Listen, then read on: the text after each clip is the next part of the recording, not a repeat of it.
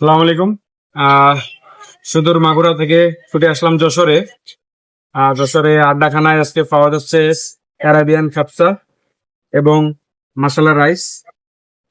এই যে মাসালা রাইসটা, তো দুটি খেতে আজকে চলে আসলাম। তো আপনাদেরকে প্রথমে মাসালা রাইসটা খেয়ে দেখাই কেমন।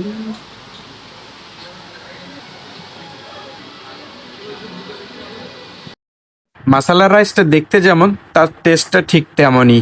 তবে আমার মনে হয়েছে এই রাইসে স্পাইসিটা একটু বেশি হলে আরও দুর্দান্ত হতো। সাধারণত যে সকল ফ্রাইড রাইস এবং ফ্রাইড চিকেন আমরা খেয়ে থাকি সেগুলোতে এত পরিমাণে মশলা দেওয়া থাকে না, যত পরিমাণে মশলাটা এখানে দেওয়া ছিল। আচার, জলপাইয়ের আচার, রুইট আচার, রায়তা মিলিয়ে। আসলে অ্যারাবিয়ান খ্যাপসাটা খেতে আসলে খুবই ভালো ছিল। রাইসে আসলে পর্যাপ্ত পরিমাণে তেল ছিল, তবে আমার কাছে মনে হয়েছে যে রাইসে আসলে একটু অতিরিক্তই তেল ব্যবহার করে ফেলেছে। এবং রায়তাটা দিয়ে, রাইস দিয়ে এবং চিকেন দিয়ে খেতে আসলে খুবই ভালো লাগছিল। এরা এক্সট্রাভাবে সালাদ দিয়েছিল আমাদেরকে, সেটা অবশ্য ভিডিওতে আসেনি। আচারটা ভালো ছিল, এদের আচারটা খেতে আসলে খুবই সুস্বাদু ছিল।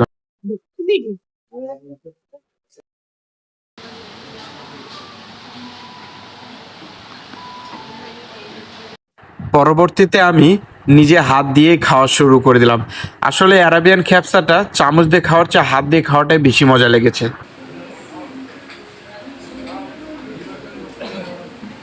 সর্বশেষে এই লেমন মিন্টটা খেতে যে এতটা দারুণ লেগেছে সেটা আসলে বলে বোঝাতে পারবো না।